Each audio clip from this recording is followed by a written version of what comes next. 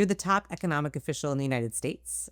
Take us inside the room. What is your role, and who else in the room is advising the president? The president's the top economic official in the United States. Advisor, sorry. Advisor. Like, if he heard you say that, I'd be fired. If I said At the end of the week, Washington empties out fast. Lawmakers, staffers, they're all heading home.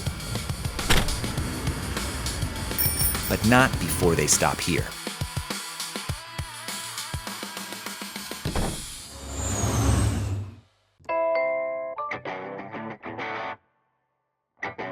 Hey everybody, welcome back to the Punchbowl News Townhouse for another episode of Flyout Day. I'm Anna Palmer, joined as always by Jake Sherman. We are doing a special edition, Jake, of Flyout Day, and why? Well, because the government is shut down, and that's big news for us and for our audience and for Capitol Hill.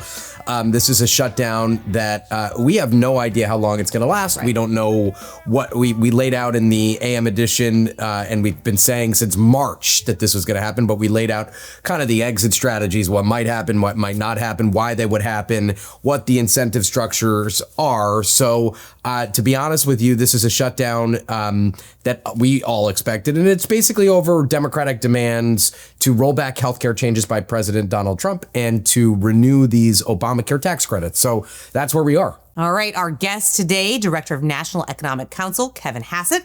He's here to give us the White House's perspective on the impact of the shutdown, whether they'll make it as painful as possible. We have lots of hot and important questions to ask him. We also have Phil Mattingly of CNN and Jacqui Heinrich of Fox News joining us for the panel afterward. But before we get to that, a quick word from our presenting sponsor, Meta.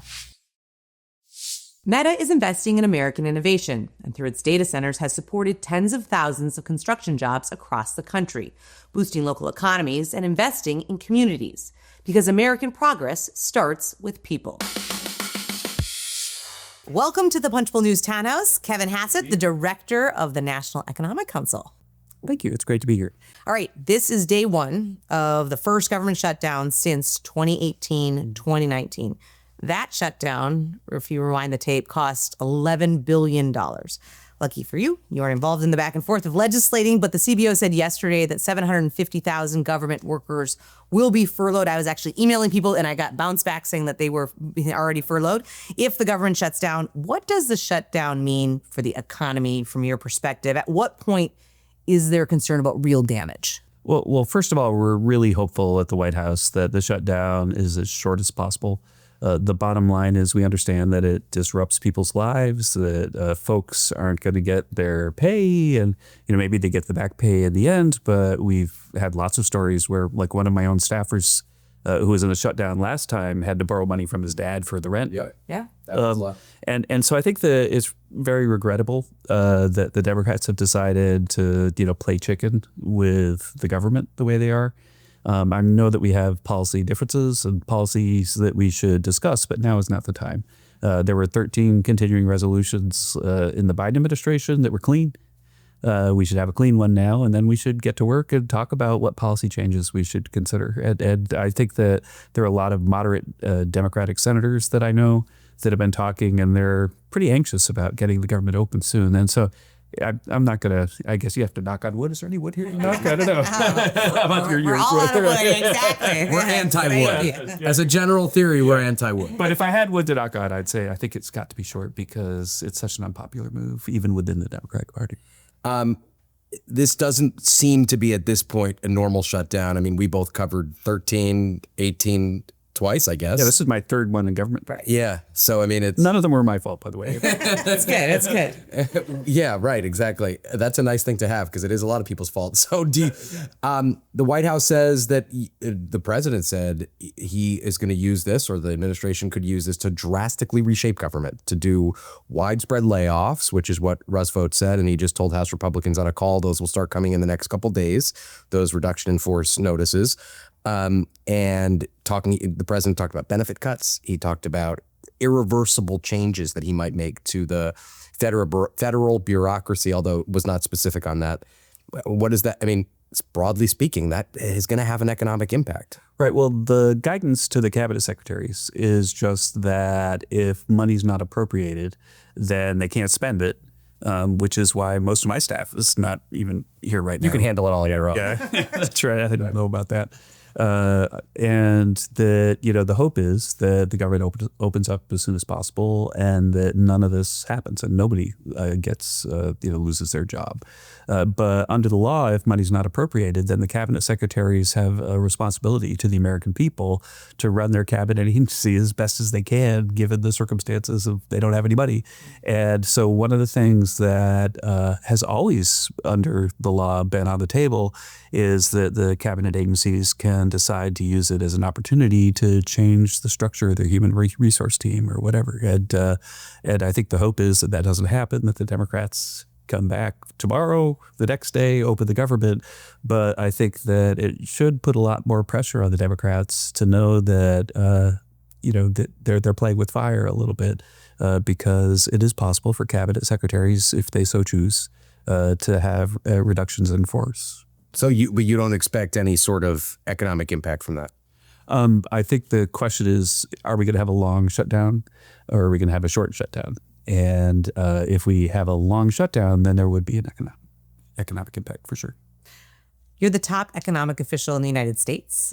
Take us inside the room. What is your role, and who else in the room is advising the president? The president's the top economic official in the United States. Advisor, sorry. And advisor. the top military You heard you official. say that, I'd be fired. If I said, "Oh yes, I am." We're not trying to do that today. He's also the top military official, the top all sorts of officials, top communicator. Yeah. What is your counsel right now to the president when it comes to a shutdown? My conversations with the president are confidential, obviously, but the role of the National Economic Council is to help people understand the impact of the options they're exploring. And so if we're going to do this or we're going to do that, and we're deciding which, then, you need to understand, well, what are the consequences of this or that? And so our job, working with the Council of Economic Advisors especially, is to help the president understand the choices and the effect of the choices. And, I've got a PhD in economics. I've been a professor a lot of my time studying stuff. And we've got a lot of people like that in the White House. And our job is to help the president understand what's going to happen if we do this or that. And for the government shutdown, the longer it goes on, the more disruptive it is. Right now, the effect is that there are people who, want to go to work because, I think most government workers are there because they're serving their country and they feel patriotic and they want to come in every day. And right now they're saddened that they don't get to go to work, but they know that they're going to get paid in the end. And so right now what's happening is it's almost like a snow day today. But if it happens, if it's extended, then it's like you don't want to have snow days every day. And it gets very serious very fast. We had one that went about 35 days and one that went about 3 days the last two times. And the 35-day disruption, you really started to see it all over the place in the economy because the government has a lot of essential services that it has to provide. And even when we say, hey, essential guy, you need to stay, that other things end up slipping through the cracks. And our job is to make sure that that's it causes as little disruption as possible. But, there will be some disruption. I think the estimate is that it's like $400 million a day in lost payments to government workers. And then when they suddenly don't go to restaurants and so on, then it has a big effect. So let's talk about what's at issue right now in this shutdown, which is these COVID-enhanced premium tax credits. You advised on COVID during the last administration. This was a policy that the Democrats put in place post-Trump, obviously, I believe it was. These basically make healthcare cheaper during COVID. Democrats want to extend this. They expire at the end of the year. The president says he wants to negotiate. The vice president says he wants to negotiate. John Thune and Mike Johnson have expressed various levels of wanting to negotiate on this policy. What should this look like? I mean, you spend a lot of time thinking about economic policy. I mean, this is a big policy. It's a big policy decision when it comes to healthcare. What should this look like? Right. Well, first, it should be separate from what we're talking about right now. Fine. I understand. I know that point that you think that. Yes. Yeah. And the fact is that that if you go in and negotiate with yourself when we've got like a very clear decision for the Democrats to make, which is like, let's just open the government and then we can talk. Then, you have to be cautious about what you're willing to say about, well, I'm going to do this and this and this. Well, because it looks like you're conceding. Yeah, but Republicans say you should shrink these. You should put income caps on these. You should make these more restrictive. Well, don't forget that the Democrats themselves sunsetted these things. So they voted for, basically higher or lower premiums for Obamacare, Affordable Care Act stuff because of COVID, and they let it sunset. They do that because if it's a budget trick, right? I mean, it costs less in the budget window, so they're right. But they could have made it permanent if they wanted, or they could have made it last longer. If like they had 10 years, they could have extended them if they wanted with reconciliation. And so the Democrats themselves presumably were divided about the benefits of taking people that really could have incomes above 100,000 and getting big government subsidies when they're poorer people that maybe need better health care. So you have to choose where are you going to spend your money? Are you going to spend your money on the people that most need it, or are you going to expand the base to people who maybe are more likely to vote for you? And I think that there's a pretty clear case to be made that the expansion of the Affordable Care Act subsidies, deep into many times the poverty level, is a budgetary problem that potentially could undermine the care for people who really need it. So, but there will undoubtedly be some economic impact if the healthcare premiums skyrocket, right? I mean, if we don't see any kind of extension of this, how do you view the economic impact of it? If they just go by the wayside? We'll just have to wait and see what happens at the negotiation. We'll have to see where people end up. I mean, it's 75% increase or more. I mean, you're talking about a big increase in premium. But don't forget the 75% is off of a really low number. And so when you're looking at the dollar changes, then, a partisan would cite the percentages because if you go from a small number to a slightly bigger number, then the percent change is huge. CBO has said that. So CBO has been the one that said it's 75% and people won't be able to. Yeah, I understand. But it depends on where you are. In like for people who are like at the poverty level, then the subsidies are 100%. The people who are, 4 times the poverty level, the subsidies are smaller. And then the question is, how much smaller should they be? And that's really the point where the debate is. Yeah. Let's zoom out here. I mean, the world looks at our political system and has over time, and there's been credit rating issues during shutdowns in the past. And they say our system's ungovernable. We shouldn't, it's not efficient. It's no longer what it should be. How do you view that? I mean, does this do damage to America's standing in economic standing and political standing in the world? We've been through a lot of these, and we have the sort of best standing in the world. And so we have an imperfect political system, but somehow we keep hitting the ball out of the park as a country. And so, we sure want the shutdown to end as soon as possible, but America is so strong that it can take its lumps now and then. And that's what we're seeing when there's this shutdown thing.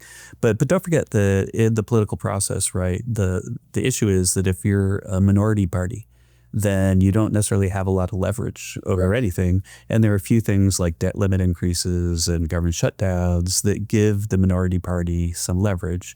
I think that I don't agree with the Democrats' position right now, but I do think that it serves democracy for a minority party to have some leverage now and then. All right. Well, that's an argument to shut down the government in some ways. No, I'm not saying that. I'm just saying that... Because if you're Chuck Schumer, you're looking at the landscape and you're saying, well, I don't have any opportunity to do anything for the next... At least he has an opportunity every day to talk to his colleagues and then try to be collegial and come up with something that has bipartisan support. And in fact, there are things like that pass every year, like in the Trump administration, the Biden administration. And so there's plenty of opportunity to be bipartisan. But the point is that when you've got something that is, a real political target for maybe the next election or something, then you might use the shutdown to try to, cause political harm to your opponents rather than work collegially with them. And that's what this is. But in the end, again, we're a democracy, and this is how democracies work. And I'd rather be an American democracy than any other. I want to shift gears a little bit, touch on tariffs. Since this is a show about the politics of legislating, let's look at it through kind of how we view it, the lens of Congress. If the Supreme Court said Trump's tariffs were improper or illegal, what would Congress need to do? What would you need them to act? I think we're highly confident that the Supreme Court is going to side with us on the tariffs, and our job is to think about, well, what do we do if they don't?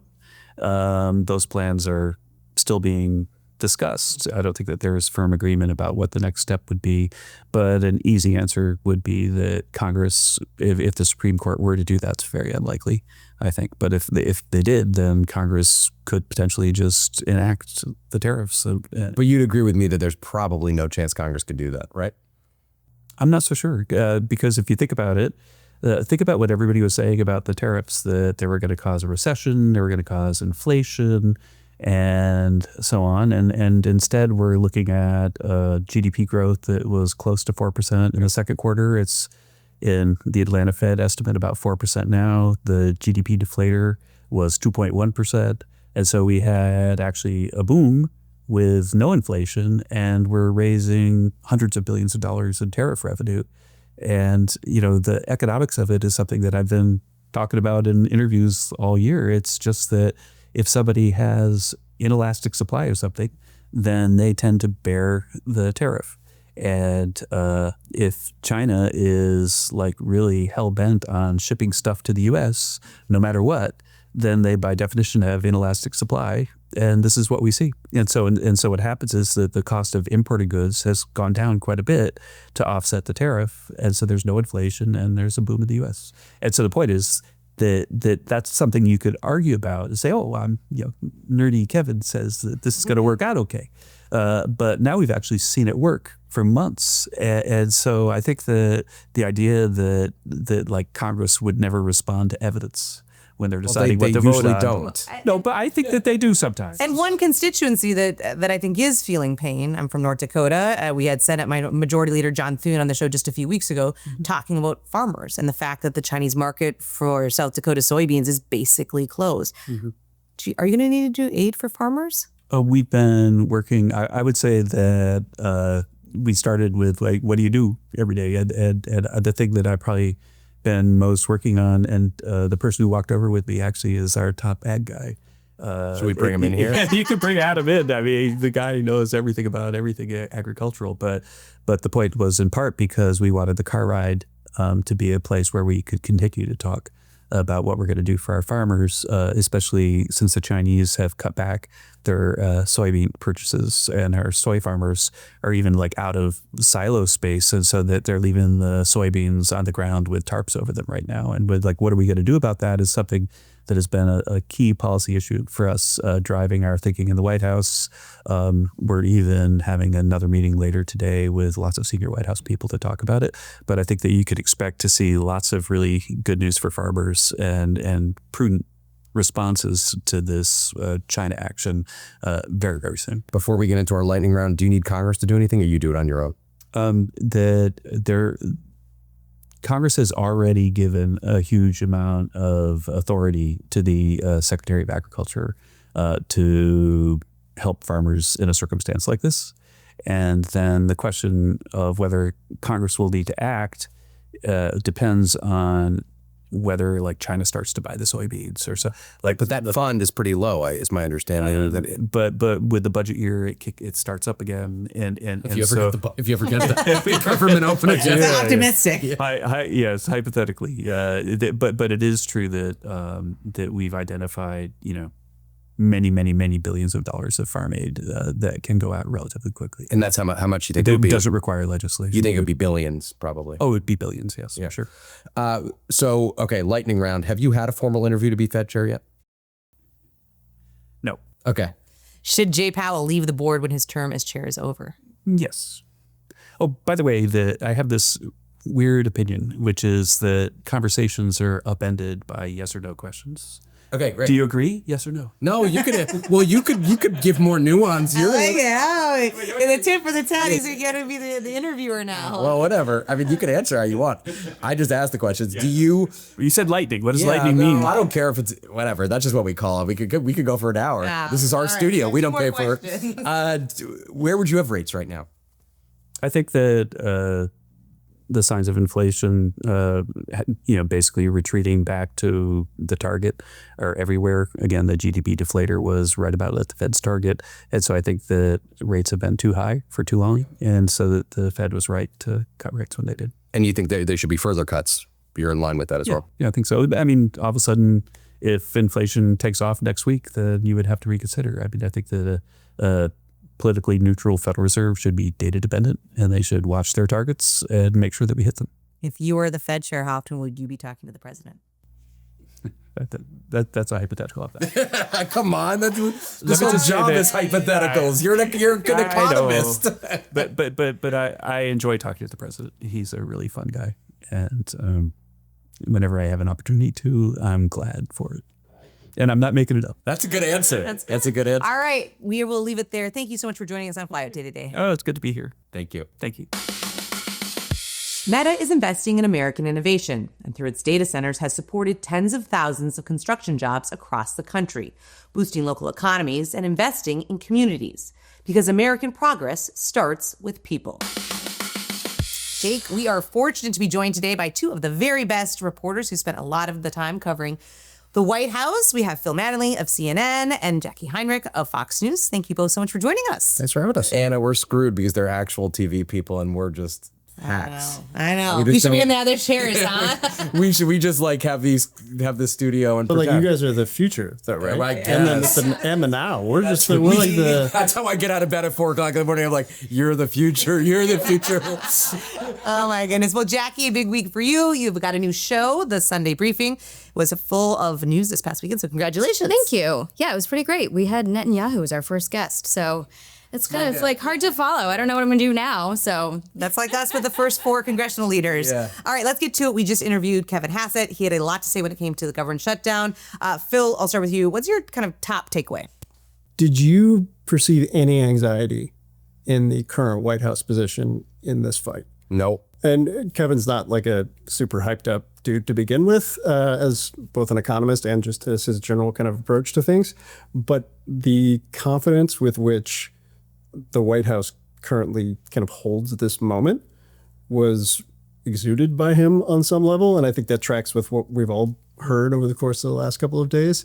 And I think there is a recognition both in his complete unwillingness to engage on any type of discussion or debate about the future negotiations related to the healthcare provisions, but also just the recognition of we've got the cards here. And I think that's very much what the White House feels in this moment.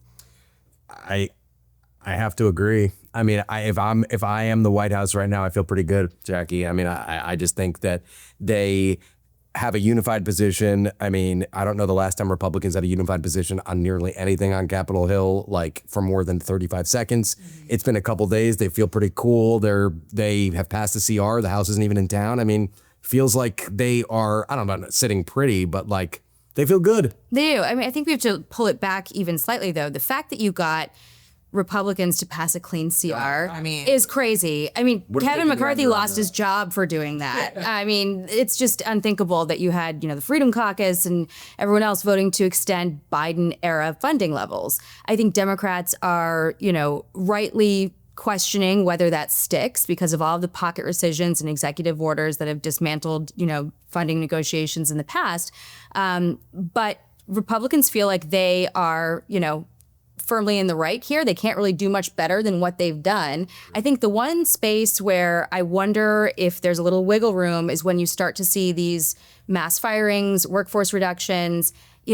Doge didn't go over super well. So, Really? the White House doesn't see it that way. They think it was a huge success. But, you talk to people on the street and you get various reactions to it. And I'm not so sure that, the public reaction will stick as firmly on their side if you start to see mass firings over a protracted shutdown. But at the same time, Republicans are saying in the Senate that blowing up the filibuster is not in the cards and it's the only tool they have. So how do you argue with that, too? I also think the interesting thing was he didn't really get into the economic impact, right? It was like very low details on whether or not they think this shutdown could actually cause harm to the economy. And that is his whole role, is to give advice to the president on this. But he basically was kind of dodging on that. Yeah, snow day, I believe, was the... Yeah, right. That's an interesting way to Which, look by at the it. way, I disagree with the idea of many snow days in a row, very welcome. I never had any issue with that. North Dakota, we had a lot of snow days, yeah, we're like a little bit lower tier at Ohio, but I was very appreciative. I think that what he was trying to convey is there's no reason, in their view, this shutdown should go much longer than 2, 3, or 4 days. I think well, as you guys noted, wasn't responsible for the longest shutdown in American history. The clear economic impact of that, and I think the kind of spiraling macroeconomic effect that could bring in a moment where the economy is not really shining through, is something that the White House is very aware of. I think their view right now is that it's just not going to reach that point. But there's a tipping point here, I think, and I welcome anyone's thoughts on this. There's a tipping point, and Russ Vought is talking to House Republicans now adjacent-ish, talked to House Republicans today, and we'll certainly hear more from him. I mean, and I asked Hassett this, and he had no interest in discussing it, which I understand from his perspective. But if you're looking to reshape federal programs and change benefits and do mass layoffs and restructure agencies, and a bunch of people are going to be laid off, like, there's going to be an economic impact, number one, most likely. And number two, Congress is going to freak out. Now, does that matter? Probably not. Congress, the House Republicans, Senate Republicans, by and large, do anything Trump wants. But I mean, there's a tipping point where it's either, I understand it's good. It's probably going to it's not good, but it's good strategy. It's probably going to scare Democrats, and it's going to force Democrats to fold at some point. But it's going to piss off Republicans, and it's going to have an economic impact. Well, a couple things. I think, Republicans are trying to have Democrats share in some of the anxiety that they would be to blame for this if those workforce reductions start to come into effect. But at the same time, I don't think they're talking at the White House so much about what this looks like because they want to give space. They're so good at figuring out what political battles to fight. They want to fight on turf that they can win on. Yep. And right now they're giving space for the Democrats to have their own fights about why is this happening? AOC wants to primary Schumer. The Democrats are being held hostage by the far left of their party. Let's play the tape of all the times that Democrats argued against shutting down the government. I mean, let that breathe. And that's what they're doing here. Well, even Hassett today was talking about, the minority party, really, they should have a lot of power. That is their only lever. Large points are good in a democracy. That actually is, I was shocked by that. And that is the argument for a shutdown. Minority parties having a discrete number of leverage points, government funding, debt limit, other emergency pieces of legislation. He is arguing for a government shutdown. He is arguing for them to use their leverage right now. I mean, politically, I think the White House is okay with any decision to pursue this further from the Democratic side. The irony of the moment is the person who was making the argument you're detailing here for 4 years during the Biden administration, more than anyone else with more enthusiasm than anybody else, was the guy who's running the budget office currently. He was very explicit. Given the numbers that Republicans had, even when they had the House majority, there were only 2 or 3 moments where they could actually try and extract concessions from Democrats. Those moments were government funding and they were debt limit. The interesting part about the now here is that Russ doesn't kind of move away from his position then. His point is, I'm in a different position now. And what he's done over the course of the last several months, Jacqui makes a really important point. Their ability to pass a clean CR is underappreciated on some level, I think, broadly. Not with you guys, but broadly. And that was possible based on kind of the environment that Russ Vought helped create, based on using pocket rescissions, based on the ability to put defense and homeland security funding inside the mandatory side of the big, beautiful bill. Like everything he did to shape the parameters of where they currently stand is why I think the White House feels as comfortable as they do. It's a really smart point. I mean, they kind of they put the chess pieces in play. 2 years ago, none of us would be like, the Republicans are going to pass a CR on that. It should have been. Time is a flat circle. That's why we're all dead inside. I mean, we forget this. Like history, come on, just roll the tape back. And by the way, I love this fight for so many reasons, like from a reporting point of view, but the fact that Republicans are now saying you should not close down the government because of policy disagreements, just amazing. And the fact that Democrats are calling this and by the way, this is a clean CR, definitionally a clean CR. I created the definition, but in this instance, but it is a clean CR. There's nothing in this thing. it is a clean CR, and Democrats are saying it's not a clean CR. So it's just, there's so much hypocrisy going on right now that I should come to expect. But Jacqui, as you said, we are all dead inside, and we're just living in a simulation. All right. Yes.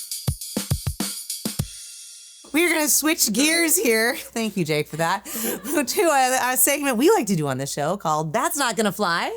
We lean into puns here on Flyout Days. So, Jacqui, I'll start with you. What is something that people are doing or saying or acting that doesn't pass a smell test? Well, it fits right into our discussion earlier, because I think all of this messaging on the shutdown, both sides think they can win this. One of them has to lose. So by definition, it can't fly. I think that Democrats are presuming that regular people don't understand the filibuster, and that they're going to look to the party in power. They're going to look at Republicans controlling both chambers in Congress and the White House and say, yeah, if you can't get the government funded, it's your fault. They assume that people don't understand. You got to get, 10 Democratic votes in the Senate or whatever the number is today. What hour is it? We've had a few this morning. But they hope that regular people don't understand the functions of Congress. I think they also hope, and I don't blame them for this, that people don't understand federal health care policy. Yeah. And that they can hide behind this illusion that, the White House is lying when they say that they want to give, we're not going to negotiate because Democrats are having these ridiculous demands. They want to give health care to illegal aliens. Yes, Democrats are correct in saying that illegal aliens cannot get on programs like Medicare, Medicaid.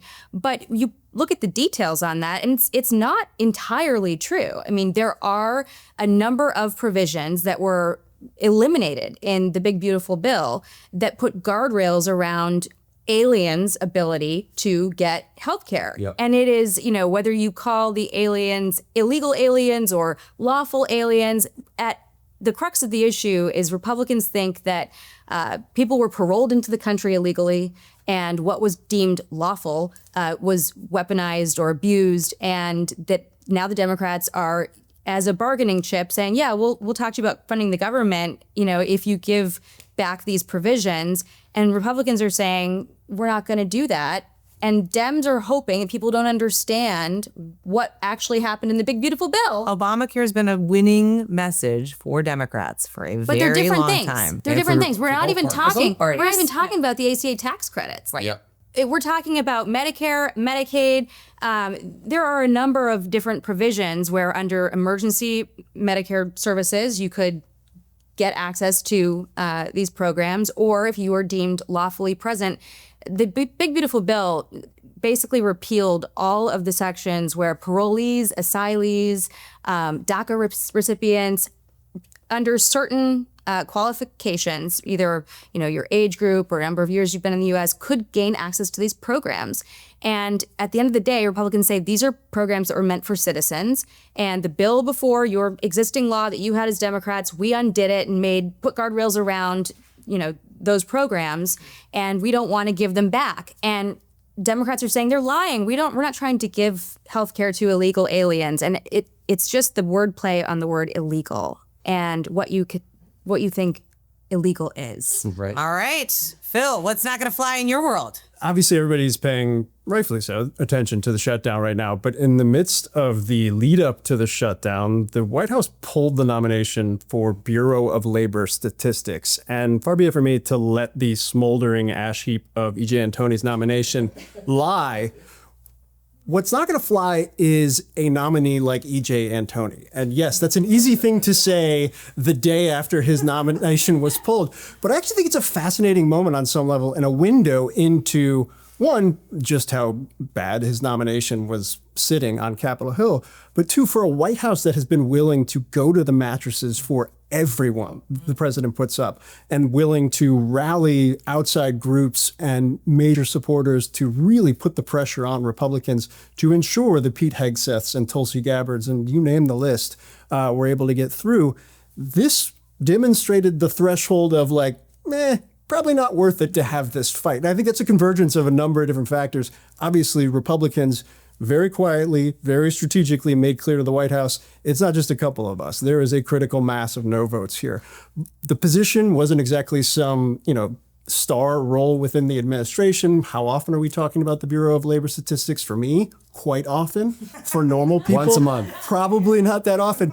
And Antoni's biography and some of the things he'd said certainly were uniquely unhelpful in the process. But identifying that threshold, no matter how low it may be, in this particular case, is informative in the future as the administration tries to think through who they actually want to replace the guy who was replacing the person who was fired for reasons that weren't even remotely close to accurate. It was the most foreseeable thing, as you point out, to see that this is not, but you're right, they've gone to the mat for everybody. I will say something very quickly that I think is not going to fly at all, which is a short-term CR that's shorter than 51 days.